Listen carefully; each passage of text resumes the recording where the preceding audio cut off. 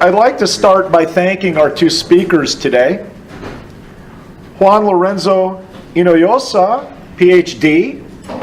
He's the founder of Solidarity Bridge, which is an Evanston nonprofit-based organization that provides a channel for persons, organizations, and companies to have a real effect in the lives of the very poor through contributions of expertise, talent, and resources. He also founded, and I'm going to botch this, I don't speak Spanish, so I speak Kiswahili, but that won't help now. I think it simply means the same. It's like Puente de Solidaridad. I'm assuming that means Solidarity Bridge, yes. Which is the sister organization down in Bolivia. A key part of Solidarity Bridge and the sister organization down in Bolivia, the mission is to help advance high complexity surgery in Latin America. And Juan's PhD, if I'm not mistaken, is in theology. Now, Daniel Yousif, our other speaker today, is an MD. But before he became a physician, he was a pharmacist. And so he's an alumnus of the University of Illinois at Chicago College of Pharmacy. And then after that, he in time went on and studied medicine right here at Rush University. And he is a private practice anesthesiologist, and he's a board member of Solidarity Bridge. And he's been active in going on short-term medical service trips for more than a decade now with Solidarity Bridge. So on behalf of the Integritas Institute, Juan and Daniel, thank you so much for the kind gift of wisdom that you bring to us today. Without further delay, we start. Thank you. Thank you very much. Thank you. Well, we're going to, in terms of our time, I'm giving myself 20 minutes. Dan's going to take it from there. And then there'll be a chance for conversation. Over there, if you didn't get it, there's a annual report that gives kind of an overview of the kind of programs we have, the kind of activities we do, the kind of history we have. Now, the part that I'm going to speak to you about is, in a sense, why do we do what we do? Where does that come from? Because not only are we a nonprofit, but we're also a mission organization. So there could be nonprofits that are not mission organizations, and they would be configured perhaps a little bit differently.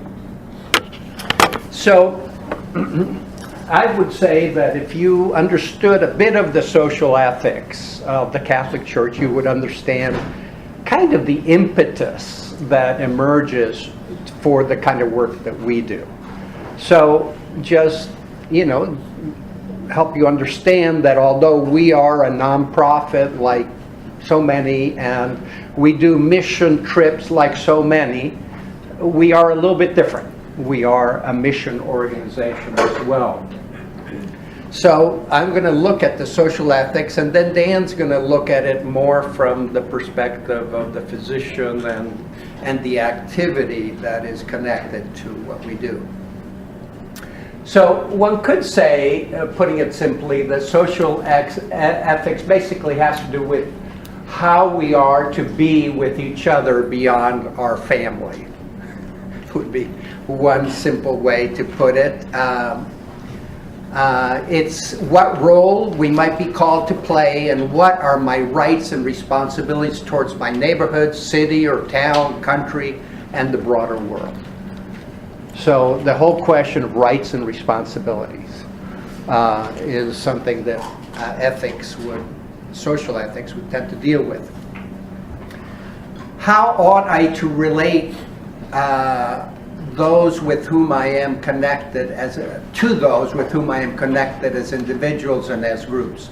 Not just what is material, but in terms of knowledge and other goods. In other words, one presupposition of social ethics is that there is a connectivity that exists in humanity. And there are, of course, levels of connectivity. With the family, it's one level. With your extended family, it's another level. With your community, it's another. With the wider world, it's a whole other world.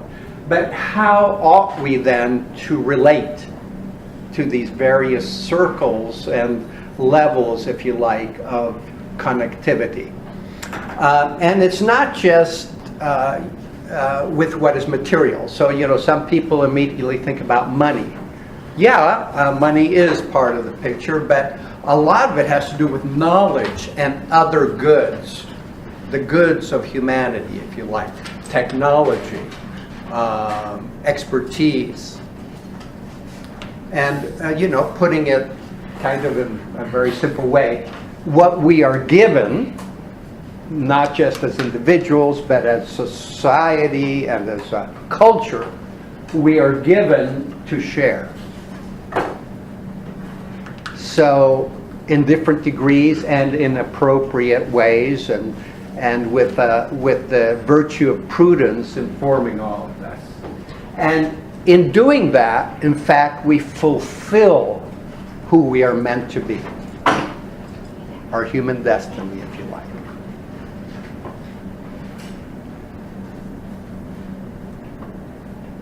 So most fundamentally, social ethics deals with the common good and human dignity. Okay, what's meant by this? So let's start with the human dignity. In the Judeo-Christian vision of life and of relationality, we believe that people are made in the image and likeness of the high holy God. Therefore, they inherently have a human worth and dignity. And so therefore, how we treat each other, how we relate to each other, has to take in mind that human dignity and the common good. John Paul II, I think I have it a little bit further on, defined the common good, or solidarity actually. He defined solidarity as an abiding commitment to the common good. An abiding commitment to the common good. So the category of the common good is huge in social ethics. So how are we to relate to each other so that the common good is honored? So one could say that Catholic social ethics is, at its core, a response to the Christ event and to the ongoing reflection in the Holy Spirit to our times. So, for example, concern for our common home. The Pope Francis just recently wrote Laudato Si, which is a deep reflection on our responsibilities to our common home, i.e., our earth, our environment, the setting in which we live our lives. So, this is a wonderful encyclical, a letter that gets into a reflection that flows from the Judeo-Christian understanding and vision and experience, and then it teaches us how we ought to be in relationship to the earth and the environment. So, this really has its roots in Judaism. It's got a tremendous grounding in that Jewish experience of the holy, and then, of course, the Christ event, and then subsequent reflection. Modern systematic social ethics or social teaching begins in 1891 with Pope Leo, with the encyclical called Rerum Novarum. So what's happening in 1891? Industrial capitalism is really taking off. And the conditions of labor are awful. And so the Pope Leo writes this encyclical, this teaching, about the fact of how to address the reality of labor in this new reality of industrial capitalism. So social ethics has tended to be very critical of both communism and capitalism, when capitalism isn't viewed through a moral lens. And if you really look at Adam Smith, he was a moral philosopher, actually, he was. And, you know, he wrote more than just about the unseen hand. He put that in the context of a moral vision.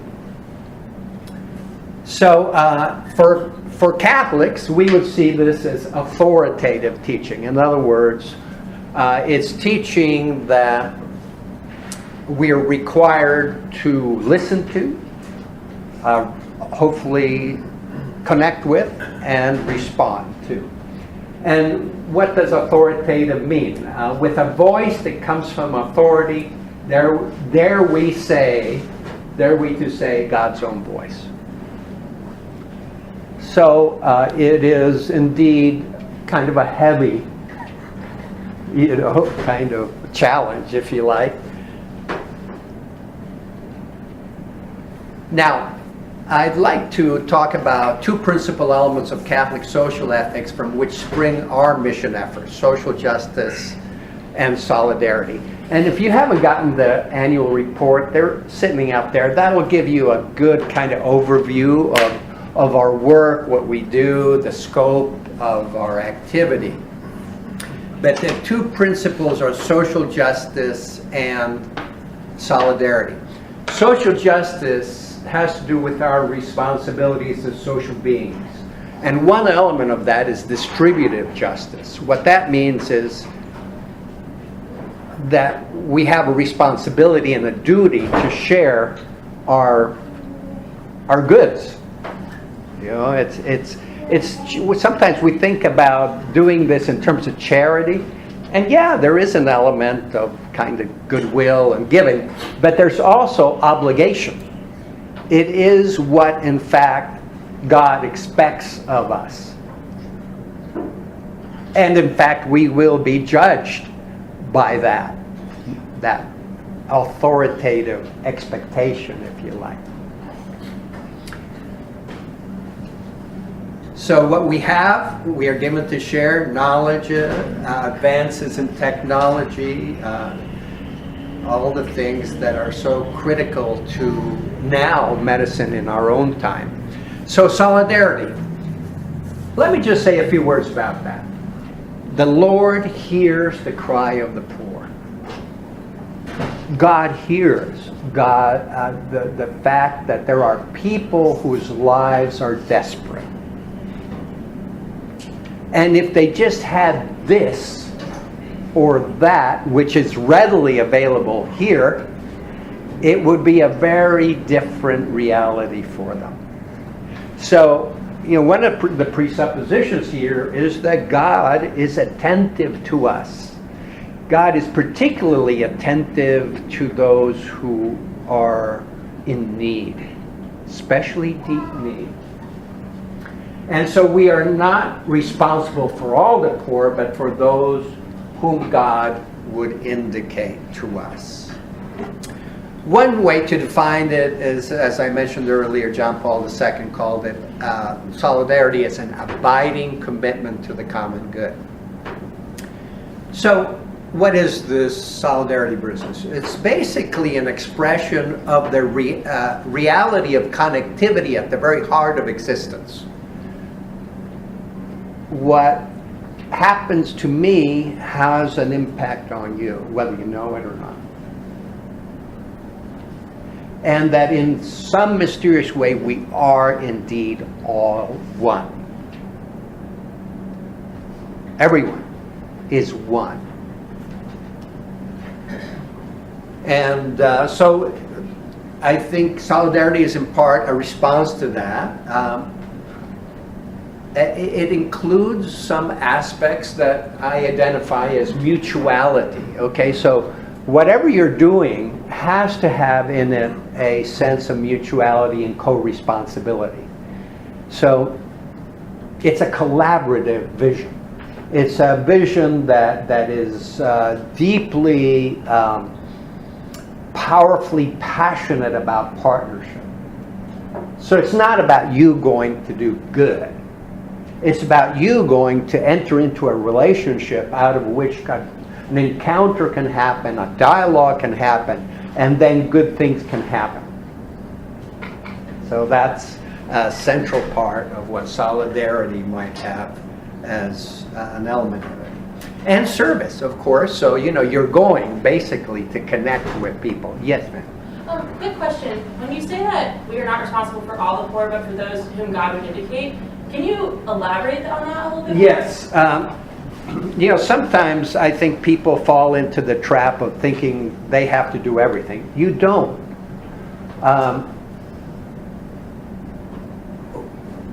In a very kind of idealistic sense, maybe we could be responsible for everybody. But the fact is that the first responsibility is to those closest to you. A second responsibility is to those beyond you that you will never know. But it is important for you to contribute to their lives in as much as it is prudent and possible. So in the spiritual life, there's something called discernment. What does that mean? Well, you need to figure out what's yours to do. I can't tell you what that is. I can tell you what mine is because I've taken the journey of figuring that out. And Solidarity Bridge is basically an expression of what that is for me. I'm sorry, can I piggyback on that question because I'm also a little bit thrown back. But it says for those whom good would indicate. What's that? It says we're not responsible for all the poor, but for those whom God would indicate. Yeah. So how do we feel that? How do we know that indication? What are the signs? This is a whole other semester-long talk. So we're talking about discernment. And maybe at the end, after he talks, we'll kind of get into that a bit more, okay? Fortunately, our time is rather limited. So solidarity has to do with caritas, which means the love of the other as other, an act of the will. That's a Thomas Aquinas definition of caritas. We call it love. Here we confuse things a little bit with so many different kinds of love, right? It's not erotic love, obviously, but it's willing the good of the other as other. Not out of your own kind of sense of, they need this and therefore we're going to give them this by God. No. And within solidarity, it's a motive. It's the reason you do what you do. But within it, there's also a methodology, and I'm going to go by that a bit quickly. I've got 4 minutes left. So the methodology starts with encounter, meaning that you have enough open space within yourself and in your mind and heart to make a space for another, to create an engagement, an encounter, a meeting, if you like. We come to know each other. We come to know the Bolivian medical community or the Paraguayan medical community. And we come to know ourselves in that knowing. And out of that knowing comes a joint response to the needs that are discovered. And so the way we work is we have a sister organization that is our ears and eyes and heart and hands in Bolivia. So most of the work happens all year down there. The trips are wonderful. They're very important. But most of the work happens all year by Bolivians for Bolivians. So we have a mobile clinic or a mobile laparoscopic unit actually that goes to rural areas where we set up a laparoscopic tower. We got a portable anesthesia machine that Dan helped us get, and that is used in war areas, and we create a mobile laparoscopic in a hospital. It's not like, you know, the fields or anything like that. And then we're helping the local hospital to develop its laparoscopic capacities. And minimally invasive surgery is very important to the poor. Let me tell you why. Because if they're not working, they're not eating. And their families aren't eating. So the difference between a 3-day recovery or a week recovery and a 3-week recovery is huge. Huge. And so when we operate, you know, the various operations, when it's not just the Bolivians doing their operations, we never operate without a counterpart, a Bolivian doctor of, you know, it's the doctor whose patient we're operating, the Bolivian doctor's patient. So we emphasize providing what our Bolivian or Paraguayan colleagues might need or want in terms of training, equipping, resourcing them to serve their patients. And we receive as much, and many people say, if not more, than what we give. So if you want more information just about Solidarity Bridge or Puente de Solidaridad, you can find information for that either in this annual report or just go online. We've got a pretty robust web presence there.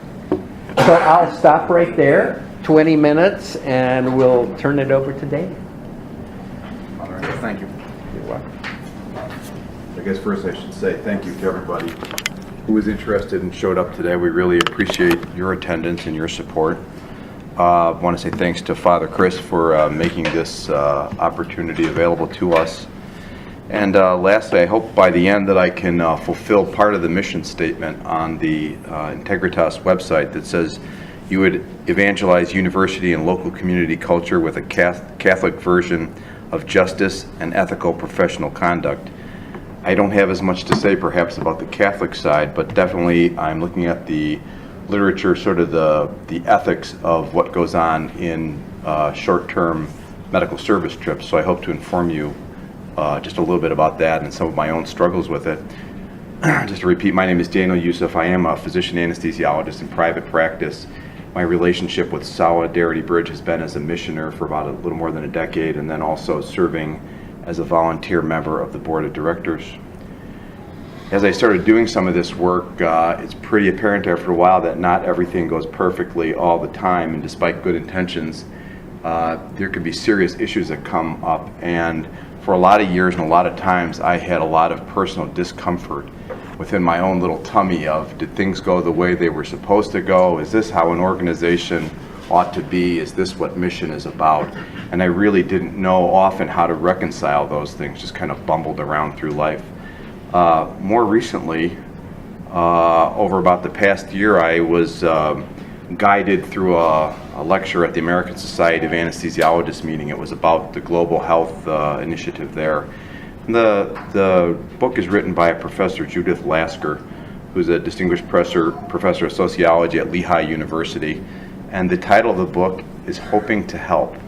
And I think the title itself says a lot about what the book is about, but I'm going to dig in just a little bit to its subtitle, The Promises and Pitfalls of Global Health Volunteering. And for anybody that just wants to get a cursory primer to what's going on and start to understand it, if you had the same discomfort and questions like me, I'd say that this is a nice place to begin. So just definition things for medical volunteering. I'm calling a medical volunteer a person with qualification as a health professional who offers their skills on a voluntary basis to residents of resource-poor regions of the world. And when I say a short-term medical service trip, I'm talking about a trip duration of anywhere from a few days to maybe several weeks. So right, generally about a week or two. There's been a tremendous growth of medical volunteerism in the past several decades. These short-term medical service trips abroad have become increasingly popular among healthcare practitioners, me included, and among trainees. Now a lot of universities offer programs for students, for residents, to participate in those trips. There is a gigantic number of organizations in high-income countries that are offering these trips to the trips that are going to low and middle income countries. And by some estimates, worldwide, governmental, NGOs, and faith-based organizations probably contribute over $100 billion to developmental programming. So the growth has been big, and the money spent is big too. So I followed the good advice of my colleague Juan-Lorenzo Hinojosa, and I don't think I followed his advice for brevity. I'm going to probably go over the time I wanted, but I want to just leave you with these two thoughts at the end, borrowing from Judith Lasker's title. That is, I want to look at kind of give you an ethical compass for these trips and just give you two principles to remember. One is the big pitfall of global health volunteering. If you see an organization or you see people's behavior that seems to place an excessive focus on the benefit to the volunteers, that's a pitfall to avoid. In terms of fulfilling the promise and the hope of global health volunteering, look for organizations and look for human behavior that shows the principle of mutual and reciprocal benefit. If you can remember those two things, I kept it two, I'm not even sure I can remember three anymore. Those are two principles that if you just follow those and think about what you see, will probably serve you well. So on the positive side, when you look at the promise of medical volunteering, really international volunteering kind of operates on the axiom that the consequences of global poverty can be remedied by well-intentioned people who might also benefit from that experience. This has a lot to do with what Juan-Lorenzo was just talking about. And if I question that at all, it might seem kind of mean-spirited to you that I would even question that noble work, the task of helping sick and injured people in resource-poor countries. But there's a reason for it. Because from the late 1970s to the late 1990s, there were other people that have done a lot more, and long before I was doing any of it, that started to make their voices heard in sort of editorial comments to medical journals that began to highlight some of the ethical concerns associated with medical volunteering. And some of them even had the guts to say, hey, is there a dark side actually to medical volunteering?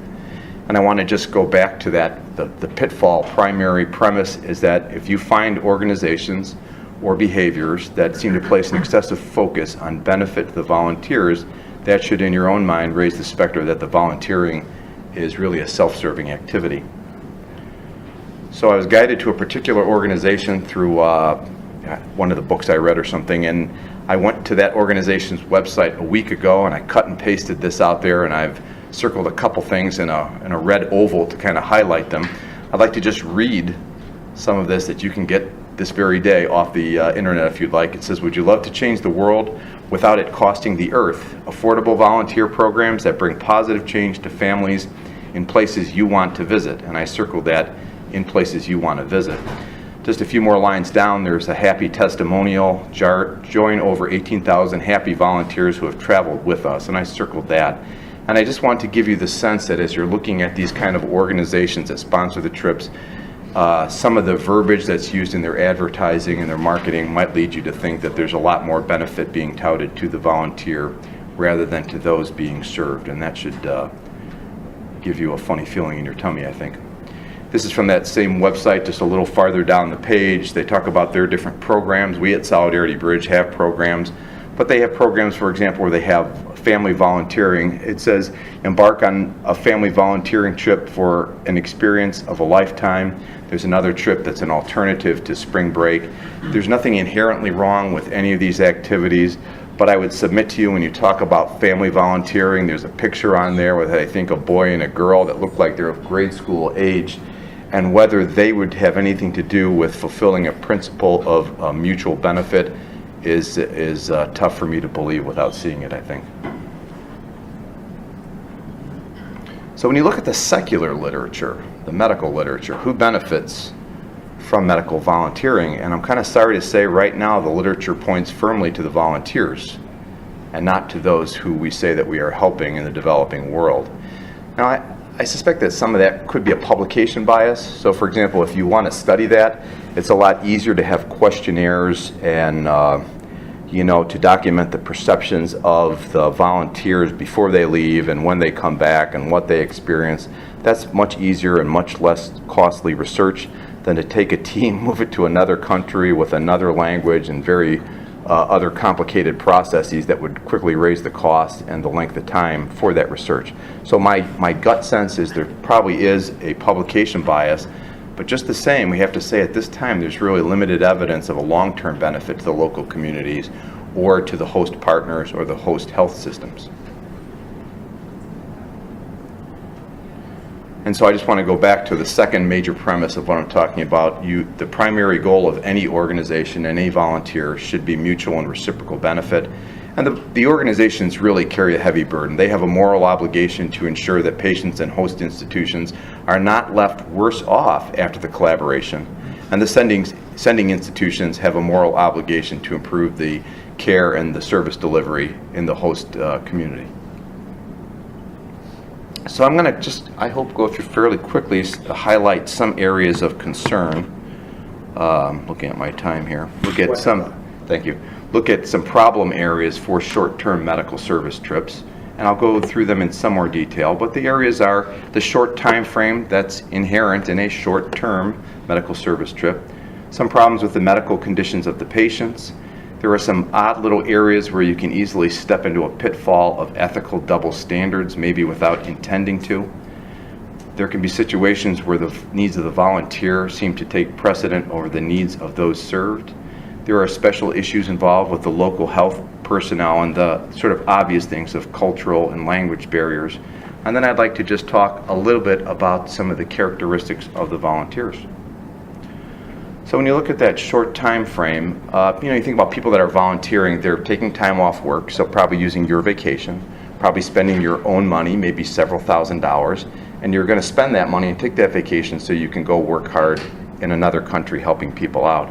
And so people often arrive, and then the idea in their head is that in order to make this lost vacation time worthwhile, that we should fill up this time with as many procedures as possible so I can make this visit worthwhile. And I think that there's nothing inherently wrong with that, but you really have to do kind of a gut check while you're there and look around and decide, is what we're doing really resulting in mutual benefit, or are we just looking at measuring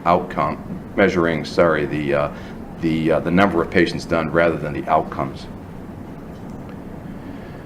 Now, many organizations operate the way we do. There is not a continuous presence of volunteers in Bolivia. We do have a continuous presence in Bolivia, but the volunteers appear intermittently. And so that right away implies a lack of follow-up by the volunteers that arrive there. Now, a good organization should have a mechanism in place to deal with that, but that's something you can use to judge whether it's an organization that's following these ethical principles or not so much. And then on the other side, if you think about the healthcare providers in the host country, when you leave, there will be some incomplete medical care to follow up on, or there could be complications that they'll need to address. And if you don't have a system in place, that may be perceived by those local healthcare providers as the volunteers or the organization are just dumping their complications on them. I think you can see how that might unfold. And then further, just to think there are plenty of places where their follow-up services simply do not exist. And so it's really incumbent on the organization to address that issue. And then if I could just think of one soundbite to kind of sum up what I'm saying on this slide, is try not to replace the local doctor because you are going to leave. So that's short time frame. Now, some of the medical condition problems, I'm trying to highlight it with things that I've actually seen. So one thing is the medical conditions may be different from those at home. So we take very experienced general surgeons, really good general surgeons, and take them down to Bolivia, and we had a program with Doctors Without Borders to operate on patients who suffered from Chagas disease. That's a protozoal infection that eventually can affect the colon. And so those people undergo tremendous disability as a result of that. And we brought experienced surgeons to work with Bolivian partners to perform surgery, but we found many of the things that we would do here, the surgeon would do here, just didn't work or didn't apply. Our fancy stapler devices that cost a lot of money, they were absolutely useless for those patients with Chagas disease, and in fact would cause more complications. So we really had to listen to our local partners and kind of go backwards with some older hand sewing techniques that are much more laborious, but actually resulted in better outcomes. So the medical conditions can be really different from what you're used to, even when you're clinically very good and very experienced. Then there are medical conditions that are the same like here, but the patients will present in a much more advanced state. So about 2 years ago, we went and we have some general surgeons that were doing gallbladder surgery for chronic cholecystitis. There are people that have gone years and even over a decade without treatment and have suffered greatly. We got into one of those surgeries and the lady had a completely abnormal situation. She had developed a tract between the gallbladder and another part that drained into another part of the intestine. And now it became not the kind of surgery that a general surgeon would generally be able to handle. You would need a subspecialist in liver and gallbladder and bile duct system surgery to take care of that. We were really lucky. We had one of those people with us on that trip, but we wouldn't have one of those people on every trip. And a surgery that was anticipated to take 45 minutes or an hour took about 4 to 5 hours and had a much more complicated recovery.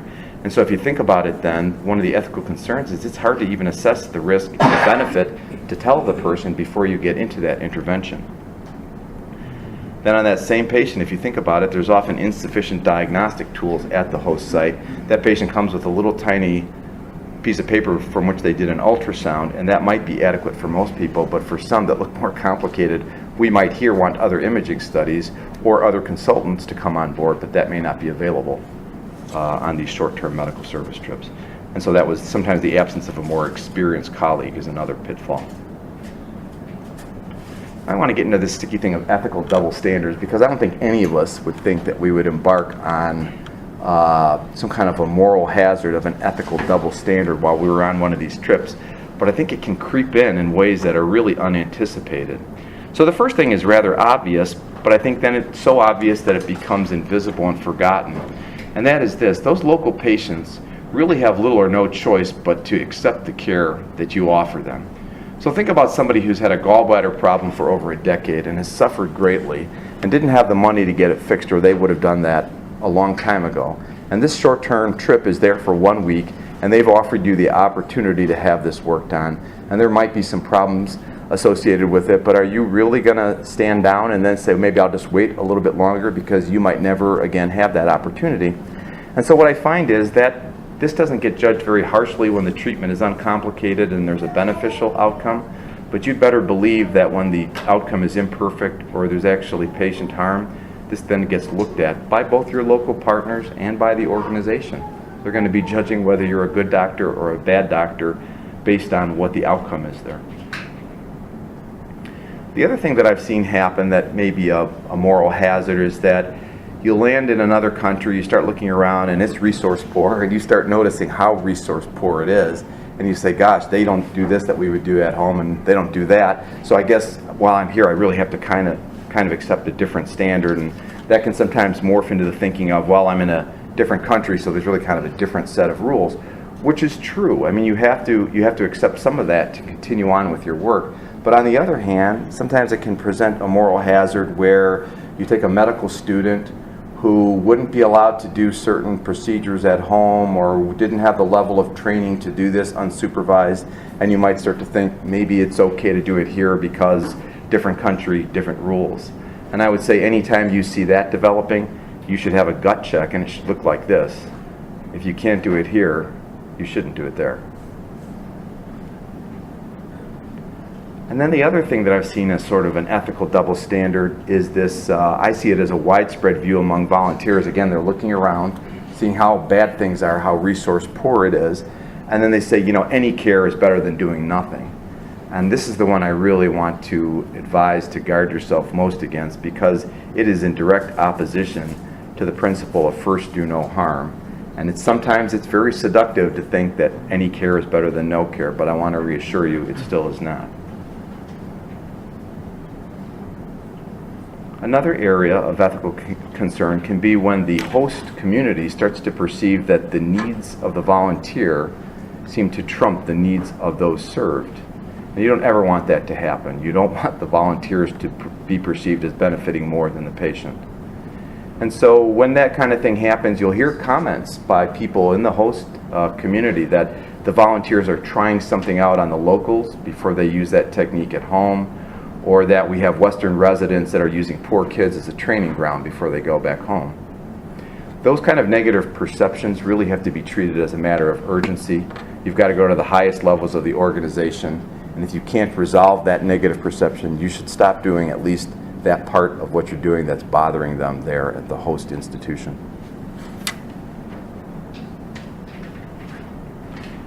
I think our missioners often forget, you go to a different country and the people welcome you warmly, and you're there doing, spending again your time, your money, and working on your vacation time, and so people tend to greet you and treat you with hospitality.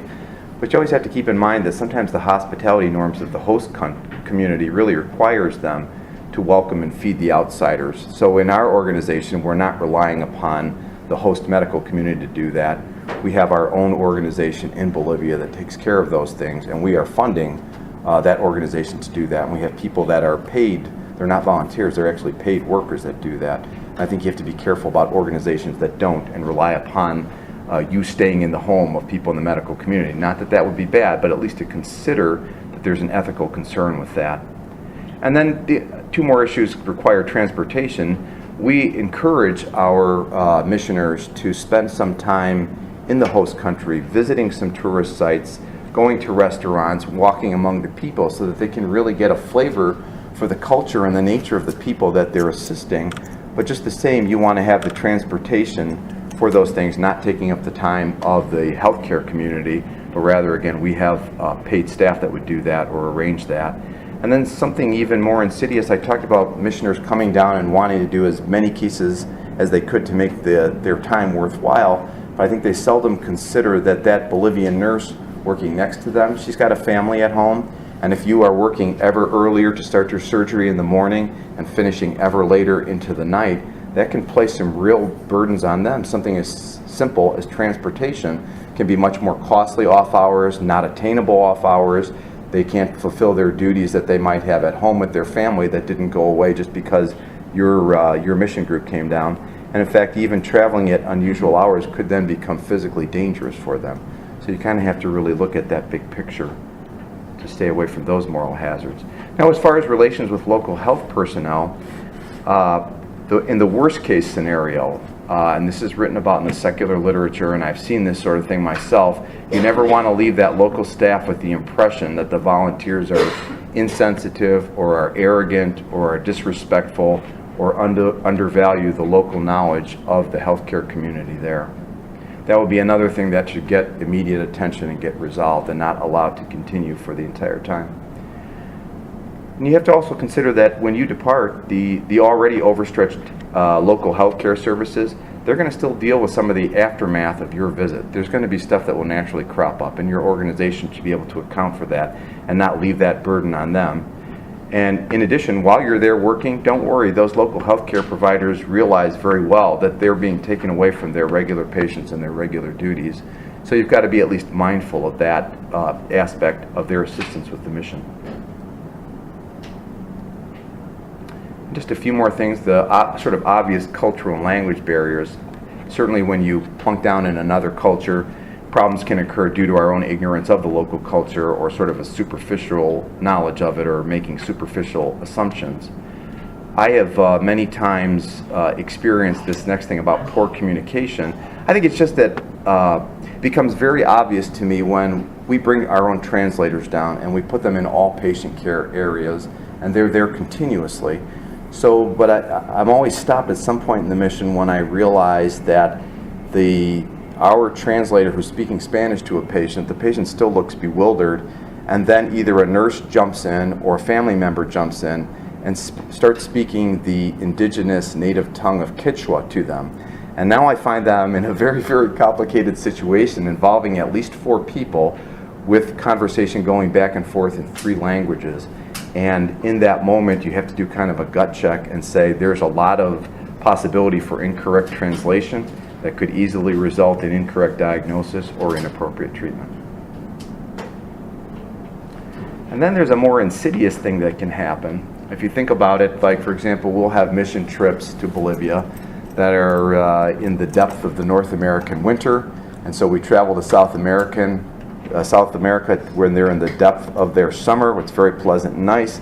So you might imagine that we would pack shorts or very fashionably ripped Abercrombie and Fitch blue jeans. And then if you wear those to the clinic for your duty day, you might very inadvertently be showing a real cultural disrespect when you go to that clinic where even the poor people will wear their good clothes to show up at the clinic. And then just two more things. I want to talk about the volunteers, the helpful type that I was trying not to use the term good, but I did. Good volunteers. And then some that are maybe less helpful, the unhelpful, or they could even be harmful volunteers. So at the top of the slide, I put that the primary goal, we're going to remember that at all times, is a mutual and reciprocal benefit between the volunteer and the recipient of our care. So these are the qualities of what I would consider a helpful volunteer. That they would work hard and do whatever needs to be done. She would be participative and determined, have good interpersonal skills, especially things like openness, good listening skills, and adaptability to the host culture and people. And then I highlighted a couple of things that are probably the most important. First of all, when you look at the literature of what the recipient communities said were the most important skills or qualities of a volunteer, just like it would be here, useful technical skills are right at the top all the time. They're looking for what you would look for here in a provider, someone who's competent, quick, efficient, and experienced, not a novice who appears to be learning. And then the traits that are not technical, but just being humble and respectful when you're in somebody else's land. Those are the two that tend to get criticized the most and that the receiving community would identify as the most important traits. And then this is the conundrum of a short-term medical service trip. Everybody said it would probably be better if you spent more time and didn't just come for a week or two. So again, with the primary goal in mind of mutual and reciprocal benefit, what will be the qualities of a not so helpful volunteer?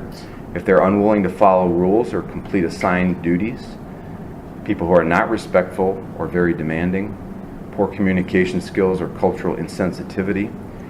This one comes up just like it does in the United States of America, irresponsible or illegal behaviors, and they tend to center around the same stuff, alcohol and drug use and inappropriate sexual liaisons within the host community. So if you might imagine people that are on vacation spending their time going somewhere else in the evening, they might want to go out and hit the local clubs. Don't worry, if you stay out till 2 a.m. and drank too much, the next day when you're at work and surgery, everyone around you, not just the Americans that came with you, everyone can see that you're probably not at your best on that particular duty day. And then another maybe not as nefarious group would be those who want to function as a tourist and not as a medical volunteer. So I've seen, for example, a nurse that came down and throughout the entire stay just seemed to want to stand and be an observer and see the good works that were being performed on very poor people. Wasn't sure how I felt about that at the time.